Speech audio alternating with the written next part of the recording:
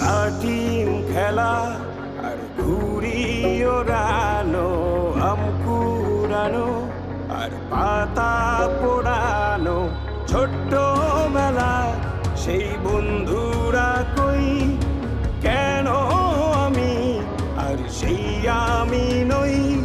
আজ অনেক বছর পরে খুঁজে ফিরি,